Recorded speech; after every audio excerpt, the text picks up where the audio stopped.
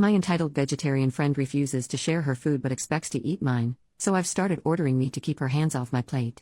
I have a friend who is a vegetarian and very entitled. She believes that her money is hers, and my money is ours.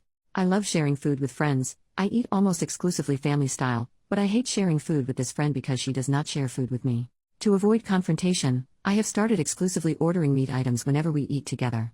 Recently, we went out to eat and I ordered chili cheese fries and I added steak. My friend interjected and asked if we could get the steak on the side so we could share. The waiter was like sure, and I kind of just stared blankly, silently fuming. But then when the fries came I immediately dumped all the steak on the fries and started mixing.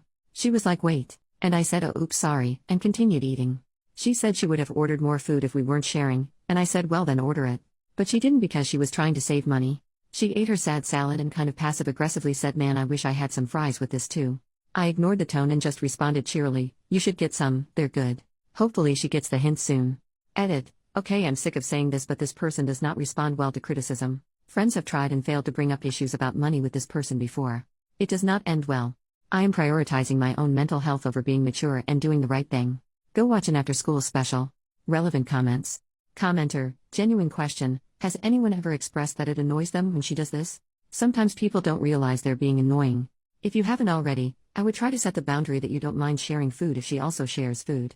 Tell her that you understand she needs to save money, but that it doesn't mean that you can afford her to keep eating your food too. If she doesn't take it well, that's a sign to distance yourself. If she apologizes and works on it, it could be genuine ignorance. OP, yes there have been multiple attempts at boundary setting in the past all the way from when we were little. That is when I learned that most people would rather keep the peace by placating the dramatic person rather than hold the dramatic person accountable. She is manipulative. There was a whole issue at prom where she didn't pay her share for the limo, the kid who did would not let her on, she cried, the kid's parents felt bad and covered for her and made the kid apologize. She always has a sob story, she is always the victim. I have even offered her to apply for a job in the past where I worked as a busser, because I too thought she just needed help before my eyes were opened. She said to my face, I could never bus tables, is there a host position open? This isn't her only thing, she is manipulative and selfish in every single way.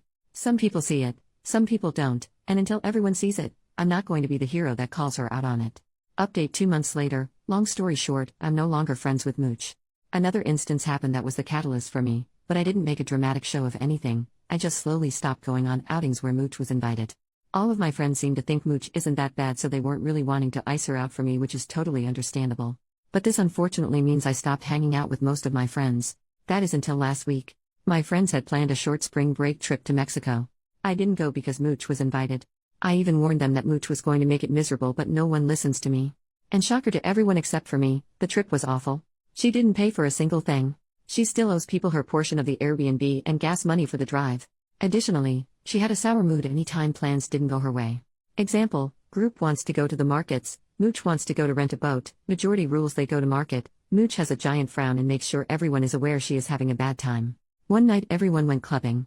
She got tired and wanted to go home, but no one wanted to go with her. She was waiting around with her giant frown, clearly wanting someone to leave with her so she didn't have to pay for the Uber. She finally orders an Uber for herself. After the Uber arrives, 2 girls decide actually they are tired too so they take the Uber with her. She had the audacity to Venmo request the money for the Uber after having not paid for anything else the entire trip.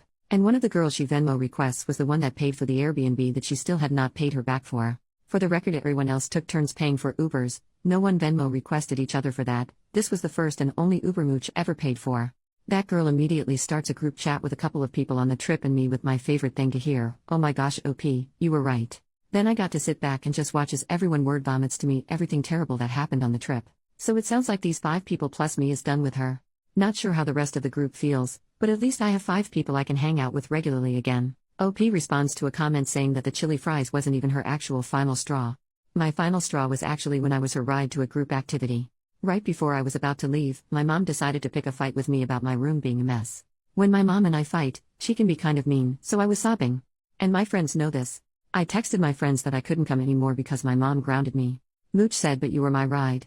And I asked the group if someone else can pick her up. Everyone else lives kind of far and no one wants to go out of their way to pick Mooch up. She calls me and asks that if I can't come hang out can I at least come pick her up, drop her off at the hangout location and then pick her up again at the end of the night.